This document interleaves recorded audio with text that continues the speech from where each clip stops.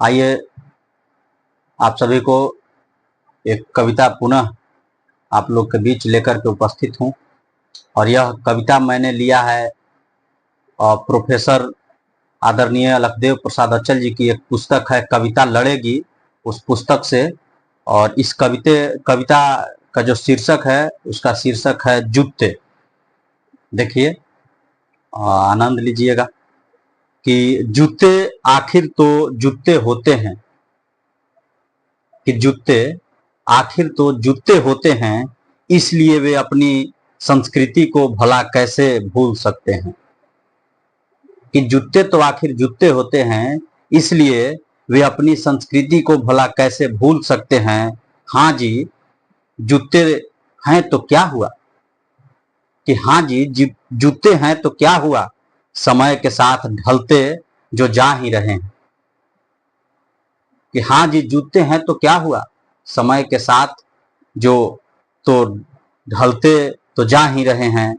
कभी जूते संभ्रांत लोगों के पैरों की शोभा बढ़ाने के काम आते थे, कि कभी जूते संभ्रांत लोगों के पैरों की शोभा बढ़ाने के काम आते थे, वही जूते उनका रुतबा बढ़ाते थे।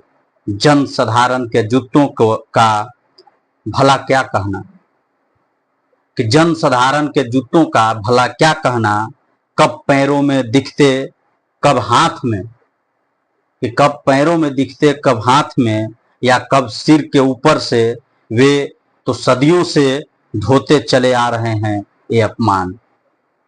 कि वे तो सदियों से ढोते चले आ रहे हैं ये अपमान। फिर वही जूते, कि फिर वही जूते भगवान के दरबार तक से गायब होने लगे रुपयों की भांति। कि फिर वही जूते भगवान के दरबार से गायब होने लगे रुपयों के भांति, जिसमें विरोध का एक अप्रत्यक्ष एहसास झलकने लगा, जिसमें विरोध का एक अप्रत्यक्ष एहसास झलकने लगा। अब वही जूते अपने तेवर में आ गए, कि अब वही जूते अपने तेवर में आ गए। अब तो एक स्वचालित यंत्र की भांति जा गिरते हैं किसी भ्रष्ट या जुमलेबाज नेताओं के सिर पर। कि अब वही जूते अपने तेवर में आ गए हैं, अब तो एक स्वचालित यंत्र की भांति जा गिरते हैं किसी भ्रष्ट या जुमलेबाज नेताओं के सिर पर। लगता है जूते आज प्रतिरोध के सांकेतिक हिस्से बन गए हैं। लगता है जूते आज प्रतिशोध के आज सांकेतिक हिस्से बन गए हैं। बहुत बहुत धन्यवाद। यह लखदेव प्रसाद अचल जी की रचना थी जूते।